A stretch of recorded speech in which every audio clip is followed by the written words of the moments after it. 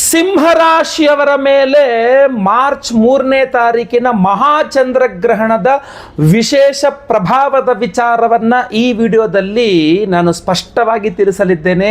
ಕಾರಣ, ನಿಮ್ಮದೇ ರಾಶಿಯಲ್ಲಿ ಮಾರ್ಚ್ 3ನೇ ತಾರೀಕು ಮಂಗಳವಾರ ಮಹಾಚಂದ್ರಗ್ರಹಣ, ಕೇತುಗ್ರಸ್ತ ಮಹಾಚಂದ್ರಗ್ರಹಣ ಸಂಭವಿಸ್ತಾ ಇದೆ. ಸೊ ನಿಮ್ಮ ರಾಶಿಯಲ್ಲಿ ಯಾವುದು ಪೂರ್ವ ಫಲ್ಗುಣಿ ನಕ್ಷತ್ರ ಹಾಗೂ ಸಿಂಹ ರಾಶಿಯಲ್ಲಿ ನಡೀತಾ ಇದೆ ಅಂತಂದಾಗ ಸಿಂಹರಾಶಿಯ ಎಲ್ಲರಿಗೂ ಸಹ ಈ ಒಂದು ಮಹಾಚಂದ್ರಗ್ರಹಣ ಅಶುಭ ಫಲವನ್ನ ನೀಡಲಿದೆ. ಯಾಕೆಂದರೆ ಯಾವ ನಕ್ಷತ್ರದಲ್ಲಿ ಗ್ರಹಣ ಆಗುತ್ತೋ ಆ ನಕ್ಷತ್ರದಲ್ಲಿ ಸಹ ದೋಷ ಆಗುತ್ತೆ, ಯಾವ ರಾಶಿಯಲ್ಲಿ ಗ್ರಹಣ ಆಗುತ್ತೋ ಆ ರಾಶಿಯೂ ಸಹ ಅವರಿಗೂ ಸಹ ಅದು ದೋಷ ಆಗುತ್ತೆ. ಸೊ ಆದ್ದರಿಂದ ನಿಮಗೆ ಈ ಗ್ರಹಣ ಅಶುಭ ಫಲವಿದೆ ಅಂತಂದಾಗ ಯಾವ ರೀತಿಯಲ್ಲಿ ವಿಶೇಷವಾಗಿ ಪ್ರಭಾವ ಬೀರಬಹುದು ಹಾಗೂ ಏನು ಪರಿಹಾರ ಅನ್ನುವಂಥದ್ದನ್ನು ಸ್ಪಷ್ಟವಾಗಿ ಈ ವಿಡಿಯೋದಲ್ಲಿ ತಿಳಿಸಲಿದ್ದೇನೆ. ನಮಸ್ಕಾರ, ನಾನು ವಿಠಲ್ ಭಟ್ ಮಾತಾಡ್ತಿರುವಂಥದ್ದು. ವಿಡಿಯೋನ ದಯವಿಟ್ಟು ಲೈಕ್ ಮಾಡ್ಲಿಕ್ಕೆ ಮರಿಬೇಡಿ. ಪ್ರತಿಯೊಬ್ಬ ಸಿಂಹರಾಶಿಯವರು ವಿಡಿಯೋ ನೋಡಲೇಬೇಕು, ಯಾಕೆಂದರೆ ಅವರದೇ ನಿಮ್ಮದೇ ರಾಶಿಯಲ್ಲಿ ಗ್ರಹಣ ಆಗ್ತಾ ಇರುವಂಥದ್ದು. ಸೊ ದಯವಿಟ್ಟು WhatsApp, Facebook, messenger, Telegram, Instagram ಎಲ್ಲ ಕಡೆ ಸಾಮಾಜಿಕ ಜಾಲತಾಣಗಳಲ್ಲಿ ವಿಡಿಯೋನ ಶೇರ್ ಮಾಡಲಿಕ್ಕೆ ದಯವಿಟ್ಟು ಮರಿಬೇಡಿ. ನೀವಿನ್ನು ಸಬ್ಸ್ಕ್ರೈಬ್ ಮಾಡ್ಕೊಳ್ಳಿ ನಮ್ಮ ಚಾನಲ್ ಅಂದರೆ ದಯವಿಟ್ಟು ಕೇಳ ಸಬ್ಸ್ಕ್ರೈಬ್ ಅಂತ ಬಟನ್ ಅಂತೆ ಸಬ್ಸ್ಕ್ರೈಬ್ ಮಾಡಿಕೊಂಡು ಬೆಲ್ ಬಟನ್ ಹೊತ್ಕೊಂಡು ಆಲ್ ಅಂತ ಮಾಡ್ಲಿಕ್ಕೆ ದಯವಿಟ್ಟು ಮರಿಬೇಡಿ. ಫೇಸ್ಬುಕ್ಕಲ್ಲಿ ನೋಡ್ತಾ ಇದ್ರೆ ನಮ್ಮ ಪೇಜನ್ನು ಫಾಲೋ ಮಾಡ್ಕೊಳ್ಳಿ. ಏನಾದ್ರು ವಿಶೇಷ ಪ್ರಶ್ನೆಗಳಿದ್ರೆ ದಯವಿಟ್ಟು ಹೆಸಿಟೇಟ್ ಮಾಡಬೇಡಿ, ಕಮೆಂಟ್ ಮಾಡಿ. ನಾನು ನಿಮ್ಮ ಕಮೆಂಟ್ಸ್ನೆಲ್ಲ ಓದ್ತಾ ಇರ್ತೇನೆ. ಸಮಯ ಸಿಕ್ಕಾಗ ಅದಕ್ಕೆ ಪರಿಹಾರವನ್ನು ಸಹ ಪ್ರತ್ಯುತ್ತರ ರಿಪ್ಲೈ ಸಹ ಮಾಡಲಿಕ್ಕೆ ನಾನು ಪ್ರಯತ್ನ ಮಾಡ್ತಾ ಇರ್ತೇನೆ. ಬನ್ನಿ ವಿಡಿಯೋನ ಶುರು ಮಾಡೋಣ. ಮಾರ್ಚ್ 3ನೇ ತಾರೀಕು ಅದು ಶುರುವಾಗೋದು ಮಧ್ಯಾಹ್ನ 3 ಚಿಲ್ಲರೆಗೆ. ಆದರೆ ನಮಗೆ ಗೋಚಾರ ಆಗ್ತಕ್ಕಂಥದ್ದು ಭಾರತದಲ್ಲಿ ಇದರ ಗೋಚಾರ, ಯಾಕಂದರೆ ಚಂದ್ರೋದಯದ ನಂತರ ಗೋಚಾರ ಇರೋದ್ರಿಂದ ಒಂದು 10 ನಿಮಿಷಗಳ ಕಾಲ ಹೆಚ್ಚು ಕಡಿಮೆ ಅಷ್ಟೇ, 10 ರಿಂದ 20 ನಿಮಿಷಗಳ ಕಾಲ ಒಳಗೆ ನೀವು ಭಾರತದಲ್ಲಿ ಎಲ್ಲಿದ್ದೀರಾ ಅನ್ನೋದ್ರ ಮೇಲೆ ಆಧಾರದ ಮೇಲೆ ನಿಮಗೆ ಈ ಗ್ರಹಣ ಗೋಚಾರ ಆಗ್ತಕ್ಕಂಥದ್ದು. ಬಟ್ ಆ 10 ನಿಮಿಷ ಆಗಲಿ 20 ನಿಮಿಷ ಆಗಲಿ ಗ್ರಹಣ ಸಂಭವಿಸ್ತಾ ಇದೆ, ಗ್ರಹಣ ಗೋಚಾರ ಇದೆ ಅಂದಾಗ ಆಚರಣೆ ಫಲ ಇತ್ಯಾದಿಗಳು ಪರಾಕಾಷ್ಠೆಯಲ್ಲಿ ಇದ್ದೇ ಇರುತ್ತೆ.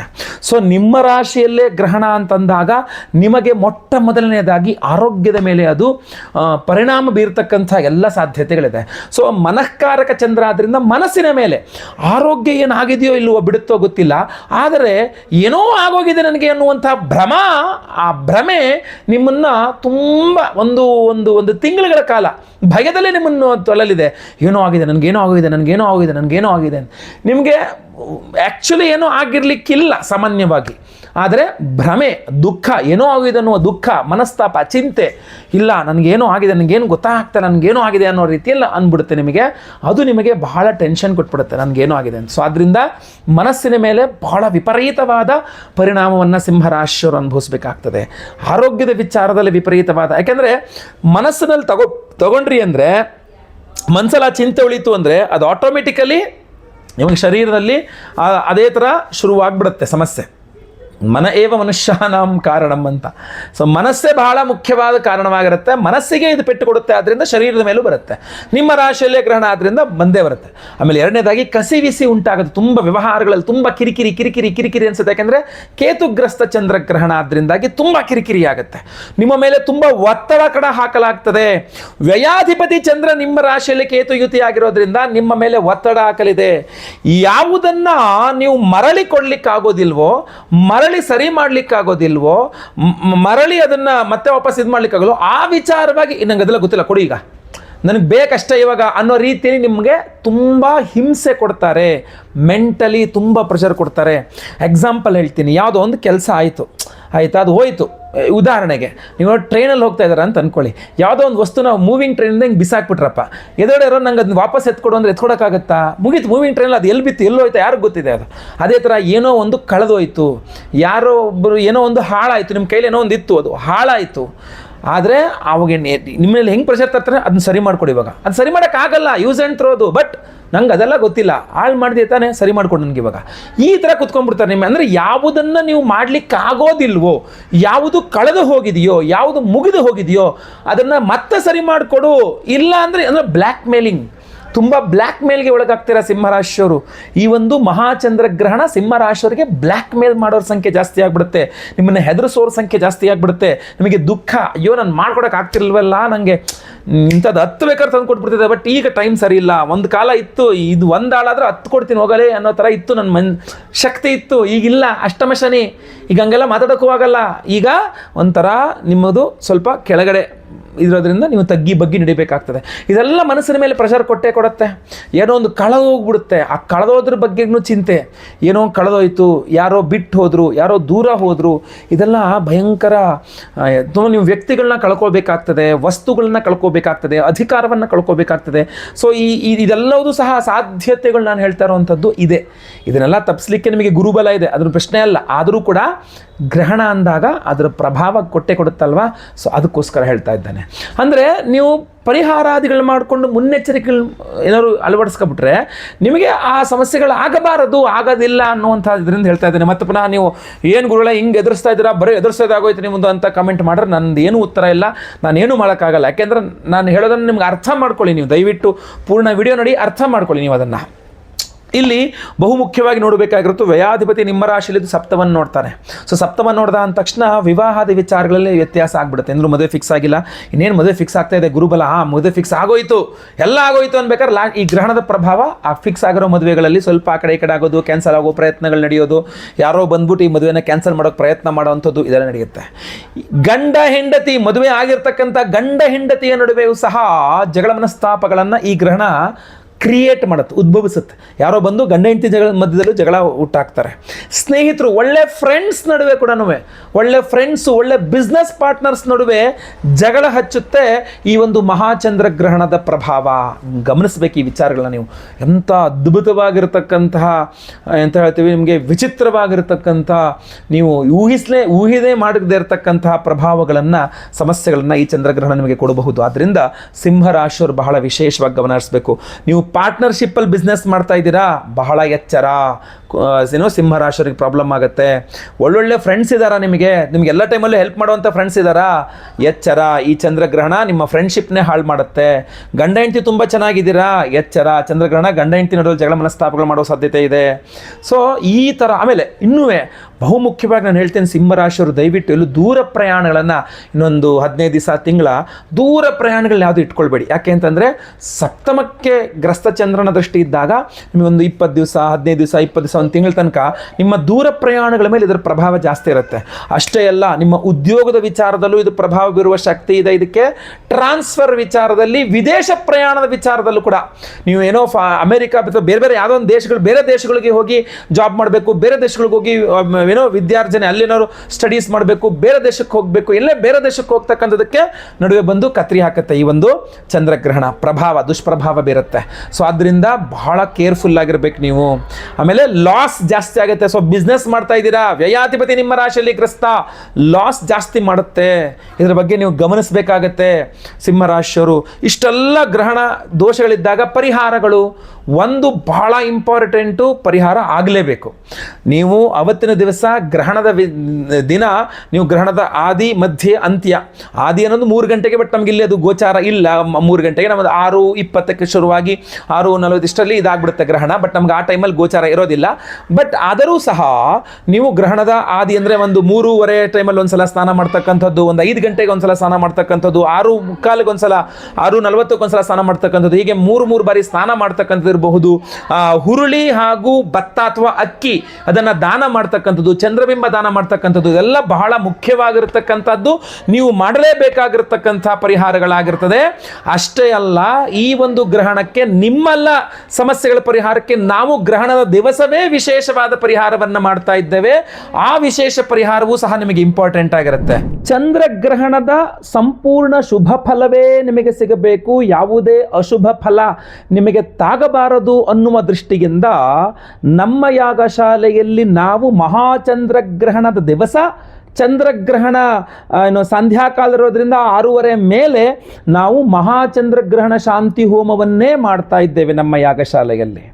ಆ ಮಹಾಚಂದ್ರಗ್ರಹಣ ಶಾಂತಿ ಹೋಮ ಅಷ್ಟೇ ಅಲ್ಲ, ಯಾಕೆಂದರೆ ಗ್ರಹಣ ಬಹಳ ಪರ್ವಕಾಲ, ಪರ್ವದಿನ ಆದ್ರಿಂದ ಅದ್ಭುತವಾದಂತಹದ್ದನ್ನೇ ಮಾಡಬೇಕು. ನಿಮ್ಮ ಆರ್ಥಿಕ ಬಾಧೆಗಳು, ಹಣಕಾಸಿನ ಸಮಸ್ಯೆಗಳು, ಸಾಲ ಬಾಧೆಗಳು, ಮನೆಯಲ್ಲಿ ಅಷ್ಟೈಶ್ವರ್ಯಗಳ ಅಭಿವೃದ್ಧಿಯಾಗಬೇಕು, ಆ ಸಾಲ ಸಮಸ್ಯೆಗಳು ಪರಿಹಾರವಾಗಬೇಕು, ದುಡ್ಡಿನ ಸಮಸ್ಯೆ ಪರಿಹಾರವಾಗಬೇಕು ಅನ್ನುವ ದೃಷ್ಟಿಕೋನದಿಂದ ವ್ಯಾಪಾರ ಅಭಿವೃದ್ಧಿಯಾಗಬೇಕು, ನಿಮಗೆ ದುಡ್ಡು ವಿಚಾರದಲ್ಲಿ ಅನುಕೂಲವಾಗಬೇಕು ಅನ್ನುವುದನ್ನೇ ದೃಷ್ಟಿಯಲ್ಲಿಟ್ಟುಕೊಂಡು ಮಹಾ ಕುಬೇರ ಲಕ್ಷ್ಮೀ ಹೋಮವನ್ನು ಮಾಡ್ತಾ ಇದ್ದೇವೆ.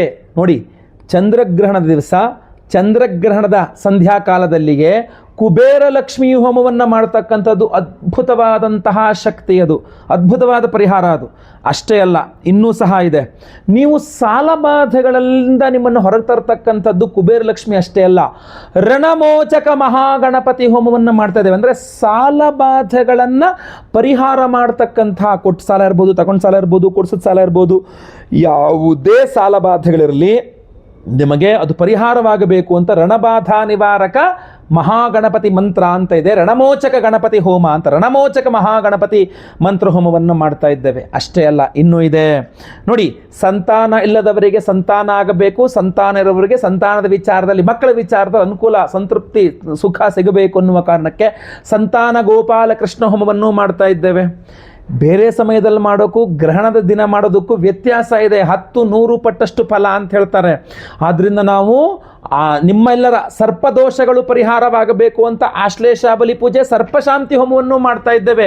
ಅದೇ ಸಂಧ್ಯಾ ಕಾಲದಲ್ಲಿಯೇ ರಾತ್ರಿನೇ ಮಾಡ್ತಾ ಇದ್ದೇವೆ. ಇದನ್ನೆಲ್ಲದೂ ಸಹ ನಿಮ್ಮ ಗುರುದೋಷ ಪರಿಹಾರಕ್ಕೆ ಗುರುಶಾಂತಿ ಹೋಮ, ಗುರುಬಲ ನಿಮಗೆ ಸಿಗಬೇಕು, ಗುರುಬಲ ಕೆಲಸ ಮಾಡಬೇಕು ನಿಮಗೆ ಅಂತ.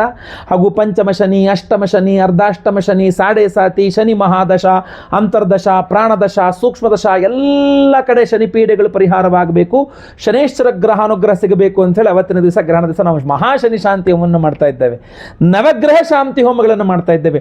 ಇಷ್ಟೆಲ್ಲವನ್ನು ಮಾಡಿ ವಿಶೇಷವಾಗಿರತಕ್ಕಂಥ ಪ್ರಸಾದ ನಾವು ನಿಮಗೆ ಕೊಡ್ತಾ ಇರತಕ್ಕಂಥದ್ದು ಈ ಧನಾಕರ್ಷಕ ಮಣಿ, ಧನಾಕರ್ಷಕ ಮಣಿ, ಇದು ರಾ ಪೈರೇಟ್ ಅಂತ ಕರೀತಾರೆ. ಇದು ಅತ್ಯದ್ಭುತವಾಗಿರ್ತಕ್ಕಂಥದ್ದು, ಇದ್ರ ಮೇಲೆ ಯಾವುದೇ ಕೆಲಸಗಳಿಲ್ಲ. ಆ ಭೂಗರ್ಭದಿಂದ ರಾ ಪೈರೇಟ್ ಹೆಂಗೆ ತೆಗಿತಾರೋ ಅದನ್ನು ಹಾಗೇ, ಅದೇ ರಾ ಪೈರೇಟನ್ನು ನಾವೇನು ಮಾಡ್ತಾ ಇದ್ದೀವಿ, ಈ ಮಹಾಚಂದ್ರಗ್ರಹಣದ ದಿವಸ ಚಂದ್ರಗ್ರಹಣ ಶಾಂತಿ ಹೋಮ, ಕುಬೇರ ಲಕ್ಷ್ಮಿ ಹೋಮ, ರಣಬಾಧಾ ನಿವಾರಕ ಗಣಪತಿ ಹೋಮ, ಆಶ್ಲೇಷಾಬಲಿ ಪೂಜೆ, ಸಂತಾನ ಗೋಪಾಲ ಕೃಷ್ಣ ಹೋಮ ಇತ್ಯಾದಿ ಎಲ್ಲ ಹೋಮಗಳಲ್ಲಿ ಈ ಒಂದು ವಿಶೇಷವಾದ ಮಣಿಯನ್ನು ಎನರ್ಜೈಸ್ ಮಾಡ್ತಾ ಇದ್ದೇವೆ. ಇದನ್ನು ನಾವು ಎನರ್ಜೈಸ್ ಮಾಡಿ ನಿಮಗೆ ಕೊಡ್ತೇವೆ. ನೋಡಿ, ಚಂದ್ರಗ್ರಹಣದ ದಿವಸ ಎನರ್ಜೈಸ್ಡ್ ಆಗಿರತಕ್ಕಂಥ ಧನಾಕರ್ಷಕ ಮಣಿಯನ್ನು ನಿಮ್ಮ ಮನೆಯ ಲಾಕರ್ನಲ್ಲೋ, ನಿಮ್ಮ ಪರ್ಸ್ನಲ್ಲೋ, ನಿಮ್ಮ ದುಡ್ಡಿನ ಜೊತೆಗೋ, ನಿಮ್ಮ ದೇವರ ಮನೆಯಲ್ಲೋ ಇಟ್ಕೊಂಡ್ರೆ ಆರ್ಥಿಕ ಬಾಧೆ ಬರಲಿಕ್ಕೆ ಸಾಧ್ಯ ಇದೆಯಾ? ಮಹಾಚಂದ್ರಗ್ರಹಣದ ದಿವಸ, ಚಂದ್ರಗ್ರಹಣದ ದಿನವೇ ಈ ಒಂದು ಧನಾಕರ್ಷಕ ಮಣಿಯನ್ನು ರಣಬಾಧಾ ನಿವಾರಕ ರಣಮೋಚಕ ಗಣಪತಿ ಹೋಮದಲ್ಲಿ, ಆ ಮಂತ್ರ ಹೋಮದಲ್ಲಿ ಎನರ್ಜೈಸ್ ಮಾಡಿದ್ರೆ ಸಾಲಬಾಧೆಗಳು ನಿಮ್ಮನ್ನು ಕಾಡಲಿಕ್ಕೆ ಸಾಧ್ಯ ಇದೆಯಾ? ಇದು ಅದರಲ್ಲಿ ಎನರ್ಜೈಸ್ ಆಗ್ತದೆ. ಇಂತಹ ಒಂದು ಅದ್ಭುತವಾದಂತಹ ಮಣಿಯನ್ನು ನಾವು ಪ್ರತಿಯೊಬ್ಬರಿಗೂ ಸಹ ಸಂಕಲ್ಪ ಸೇವಾಕರ್ತರಿಗೆ ಕೊಡ್ತಾ ಇದ್ದೇವೆ. ಸ್ಕ್ರೀನ್ ಮೇಲೆ ಕಾಣ್ತಕ್ಕಂಥ ನಂಬರ್ಗೆ ನಿಮ್ಮ ಹೆಸರು, ಗೋತ್ರ ಗೊತ್ತಿದ್ರೆ, ನಕ್ಷತ್ರ ಗೊತ್ತಿದ್ರೆ, ರಾಶಿ ಗೊತ್ತಿದ್ರೆ, ನಿಮ್ಮ ವಿಳಾಸ, ನಿಮ್ಮ ಹೆಸರು ವಿಳಾಸ ಇಂಪಾರ್ಟೆಂಟು. ಸ್ಕ್ರೀನ್ ಮೇಲೆ ಕಾಣುವಂಥ ನಂಬರ್ಗೆ ಬೇಗ ವಾಟ್ಸಪ್ ಮಾಡ್ಕೊಳ್ಳಿ. ಹಾಗೂ ಸಂಕಲ್ಪ ಸೇವೆಗೆ ನಿಮ್ಮ ಹೆಸರು ರಿಜಿಸ್ಟರ್ ಮಾಡ್ಕೊಳ್ಳಿ. ಯಾಕೆಂದರೆ ಗ್ರಹಣದ ದಿವಸ ಅಂದಾಗ ತುಂಬ ಜನ ಕರೆ ಮಾಡಿರ್ತಾರೆ. ನಮ್ಮಲ್ಲಿ ಇದು ತುಂಬ ನಿಯಮಿತವಾಗಿ, ಸ್ವಲ್ಪ ಲಿಮಿಟೆಡ್ ಆಗಿ ತರಿಸಿದ್ದೇನೆ. ಇದು ಖಾಲಿ ಆಗೋಯ್ತು ಅಂದರೆ ಮತ್ತೆ ನಾನು ಸಂಕಲ್ಪ ಸೇವೆಗೆ ಹೆಸರುಗಳು ತಗೊಳ್ಳೋದು ಕಷ್ಟ ಆಗ್ತದೆ. ಸೊ ಅದರಿಂದ ಬೇಗ ವಿಡಿಯೋ ನೋಡಿದ ತಕ್ಷಣ ನೀವು ಸಂಕಲ್ಪ ಸೇವೆಗೆ ಹೆಸರು ಕೊಟ್ಕೊಳ್ಳಿ ದಯವಿಟ್ಟು. ಮತ್ತೆ ಪುನಃ ಇಂಥ ಅದ್ಭುತವಾದ ಅವಕಾಶ, ಅದ್ಭುತವಾದ ಪ್ರಸಾದ, ಅದ್ಭುತವಾದ ಸಮಯದಲ್ಲಿ ಎನರ್ಜೈಸ್ ಮಾಡಿಕೊಳ್ಳಲಿಕ್ಕೆ ಆಗೋದಿಲ್ಲ. ಸೊ ಆದ್ದರಿಂದ ಬೇಗ ಸಂಕಲ್ಪ ಸೇವೆಗೆ ಹೆಸರು ಕೊಟ್ಕೊಳ್ಳಿ. ನಾನು ಮತ್ತೆ ಪುನಃ ಹೇಳ್ತೇನೆ, ಈ ಬಾರಿಯ ಈ ಮಹಾಚಂದ್ರಗ್ರಹಣ ಅತ್ಯದ್ಭುತ. ಆದರೆ ಆಚರಣೆಗೆ ಸಿಗೋದು ಬರೀ 10-15 ನಿಮಿಷಗಳು ಮಾತ್ರ. ಆ 10-15 ನಿಮಿಷದಲ್ಲಿ ನಿಮಗೇನೂ ಪರಿಹಾರ ಮಾಡ್ಕೊಳ್ಳೋಕ್ಕಾಗಲ್ಲ, ಏನೂ ಮಾಡೋಕ್ಕಾಗಲ್ಲ. ನಾವಾದರೆ ಸಂಪೂರ್ಣವಾಗಿ ಹೋಮವನ್ನೇ ಮಾಡ್ತೇವೆ. ಗ್ರಹಣದ ನಂತರವೂ ಸಹ ಸಂಪೂರ್ಣ ದೊಡ್ಡ ಹೋಮವನ್ನೇ ಮಾಡ್ತೇವೆ.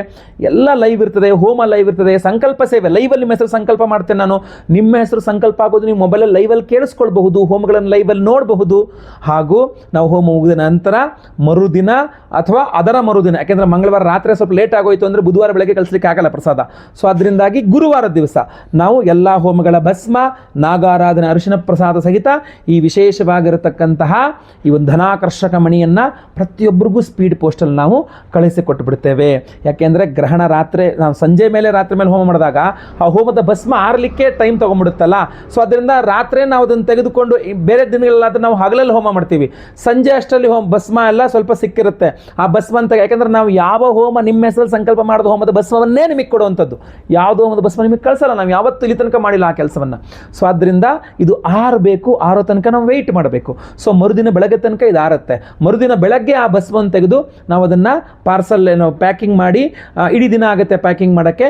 ಮರುದಿನ ಬೆಳಗ್ಗೆ ಅಂದರೆ ಗುರುವಾರ ದಿವಸ ಬೆಳಗ್ಗೆ ನಾವು ಇಲ್ಲಿಂದ ಸ್ಪೀಡ್ ಪೋಸ್ಟಲ್ಲಿ ಇರೋದನ್ನು ಸಹ ಕಳಿಸ್ಕೊಡ್ತೇವೆ. ಸೊ ತಡ ಮಾಡಬೇಡಿ, ಸ್ಕ್ರೀನ್ ಕಾಣೋ ನಂಬರ್ಗೆ ನಿಮ್ಮ ಹೆಸರು, ಗೋತ್ರ ಗೊತ್ತಿದ್ರೆ, ನಕ್ಷತ್ರ ಗೊತ್ತಿದ್ರೆ, ರಾಶಿ ಗೊತ್ತಿದ್ರೆ ಬೇಗ ಬೇಗ ವಾಟ್ಸಪ್ ಮಾಡ್ಕೊಳ್ಳಿ. ಎಲ್ಲರಿಗೂ ಸಹ ಒಳ್ಳೆಯದಾಗಲಿ. ವಿಡಿಯೋ ಇಷ್ಟ ಆದರೆ ದಯವಿಟ್ಟು ಲೈಕ್ ಮಾಡ್ಲಿಕ್ಕೆ ಮರಿಬೇಡಿ. WhatsApp, Facebook, messenger, Telegram, Instagram ಎಲ್ಲ ಕಡೆ ಸಾಮಾಜಿಕ ಜಾಲತಾಣಗಳಲ್ಲಿ ವಿಡಿಯೋನ ಶೇರ್ ಮಾಡಲಿಕ್ಕೆ ಮರಿಬೇಡಿ. ನೀವು ಸಬ್ಸ್ಕ್ರೈಬ್ ಮಾಡ್ಕೊಳ್ಳಿ ನಮ್ಮ ಚಾನಲ್ ಅಂದರೆ ದಯವಿಟ್ಟು ಕಡೆ ಸಬ್ಸ್ಕ್ರೈಬ್ ಅಂತ ಬಟನ್ ಇರುತ್ತೆ, ಸಬ್ಸ್ಕ್ರೈಬ್ ಮಾಡ್ಕೊಂಡು ಬೆಲ್ ಬಟನ್ ಹೊತ್ಕೊಂಡು ಆಲ್ ಅಂತ ಮಾಡ್ಲಿಕ್ಕೆ ದಯವಿಟ್ಟು ಮರಿಬೇಡಿ. ಮುಂದಿನ ವಿಡಿಯೋದಲ್ಲಿ ಮತ್ತೆ ಪುನಃ ಸಿಗ್ತಾನೆ. ಎಲ್ಲರಿಗೂ ಸಹ ಒಳ್ಳೆಯದಾಗಲಿ. ಲೋಕ ಸಮಸ್ತ ಸುಖಿನೋ ಭವಂತು. ನಾರಾಯಣ ನಾರಾಯಣ ನಾರಾಯಣ.